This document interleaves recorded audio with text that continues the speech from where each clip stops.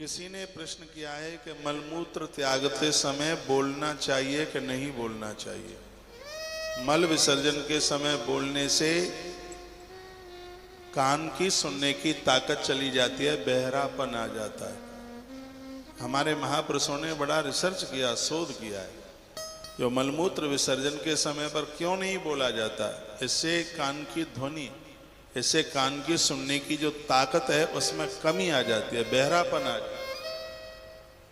इसलिए मल मूत्र के विसर्जन के समय पर बोला नहीं जाता। आपने पूछा, हमने बताया। कुछ बातें हम कथा के बीच बीच में आयुर्वेद को लेकर के बहुत बोलते रहते हैं, क्योंकि महात्मा चरक भी उसी काल के हैं जिस काल के महात्मा उपमन्यु हुए। उन्होंने बड़ी अद्भुत बातें कही हैं। यदि शरीर में इन्फेक्शन हो रहा है, दांत खाज खुजली हो रही है, तो आप नींबू के रस में थोड़ा सा चमेली का तेल बराबर मात्रा में मिला करके जहाँ खुजली है वहाँ पर लगाइए, जड़ से बीमारी खत्म हो जाएगी। एक बार फिर रिपीट करूँ, नींबू का रस लें, बराबर मात्रा में उतना ही चमेली का तेल ले लें, दोनों को मिला करके और पूरे अपने शरीर में लगाइए। जीवन में दांत खाज खुजली होगी ही नहीं, इतना बड़ा प्रभाव है। उसमें चमेली के तेल में थोड़ा सा नींबू ले लें आप। वैसे तो कहा गया बराबर मात्रा में ले लें, तो आपको ये बहुत ज़्यादा फायदा मिल जाएगा। यदि किसी को बहरापन ज़्यादा है, कान में मवाद बहती है, सर बहती है, कान से सुनाई कम पड़ता है, तो कहते हैं कि दूध में जीरा डालकर पीने से बहरेपन की समस्या समाप्त हो जाती है। उसमें नमक बमक मन डालिए, सिर्फ खाली जीरा पीस करके और दूध में डालकर उसको पीने से कान का बहरापन समाप्त हो जाता है। अचानक किसी को लकवा आ गया है तो 1 चम्मच शहद लें, उसमें लहसुन का रस डाल के पिला दिया जाए तो व्यक्ति इस आघात से बच जाता है। ये ज़्यादा फैलता नहीं। शहद में वो लहसुन का रस निकाल करके उसको निचोड़ करके कूट करके, रस तो क्या निकलेगा, उसको ऐसे कूट के पीस करके शहद में मिला करके उसको दे दिया जावे तो ये लकवा फैलता नहीं है, ये कंट्रोल में हो जाता है और यहाँ तक मरीज बिल्कुल स्वस्थ हो जाता है। आज लोगों की चांद बहुत गंजी हो रही है, बाल उड़ रहे हैं, टूट रहे हैं। लौकी काट के छोटे छोटे टुकड़े सुखाओ, लौकी के छोटे छोटे टुकड़े, उनको बिल्कुल एकदम सुखा लीजिए बिल्कुल।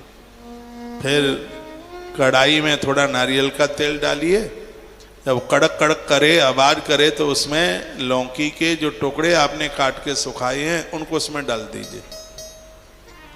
थोड़ी सी डाल दीजिए करौंजी, बाजार में मिल जाती है, वो डाल दीजिएगा। तेल बिल्कुल ब्लैक हो जाएगा, काला हो जाएगा। फिर उसको उतार करके उसको छान लीजिए और सुबह शाम अपने सिर के ऊपर उसकी मालिश कीजिए। आपके बाल टूटेंगे नहीं। छोटी उम्र है तो सफ़ेद भी हो गए, वो काले हो जाएंगे, घुंघराले हो जाएंगे, लंबे हो जाएंगे। इतना बढ़िया हमारे आयुर्वेद में इन सब चीज़ों का वर्णन किया गया।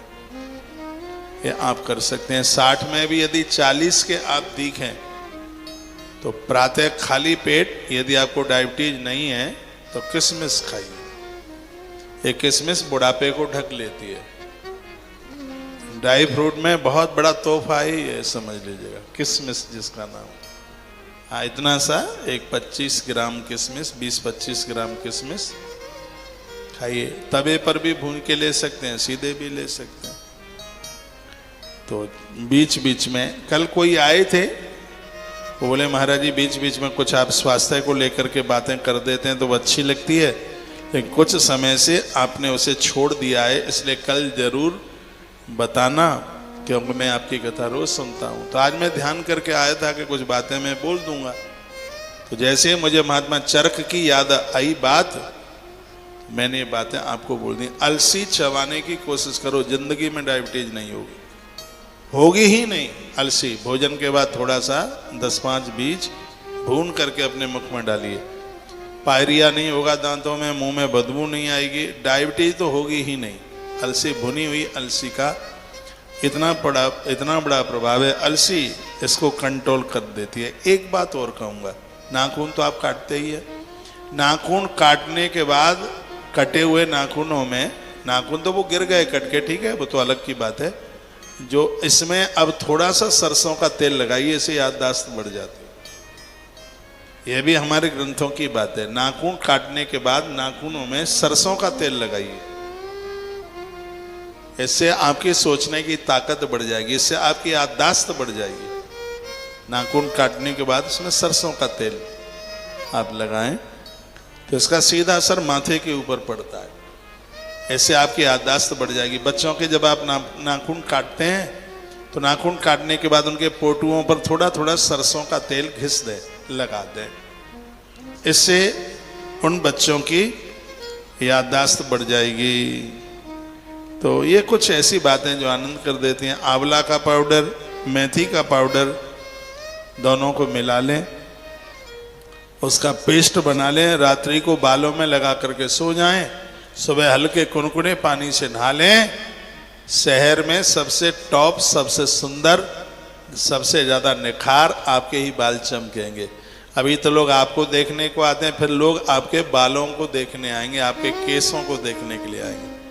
मेथी का पाउडर और आंवला का पाउडर बराबर मात्रा में ले लो, मिला लो, फिर उसको एक पेस्ट टाइप का बना लें, फिर उसको आप बालों में रात को लगा के सो जाएं। सुबह हल्के कुनकुने पानी से आप शैम्पू भी कर सकते हैं, उनको आप धो लीजिएगा तो आपके बाल बड़े अच्छे हो जाएंगे। मैंने अपने विद्यार्थी काल में इन सब चीज़ों को बड़ा आजमाया, अब तो कुछ ऐसा मैं करता ही नहीं हूँ। पहले हमने मुल्तानी मिट्टी बहुत लगाई है, आंवले का तेल बहुत लगाया बालों, घुंघराले बाल होते थे, इतने लंबे बाल होते थे, लोग पूछते थे कि बाल इतने लंबे क्यों कर लिए। मैंने कहा बहनों ने कटाना शुरू कर दिया, हमने बढ़ाना शुरू कर दिया, बेचारों का कहीं तो सम्मान हो वे कहीं। केस भी व्यक्ति का एक सौंदर्य है, सुंदरता है, सुंदरता है।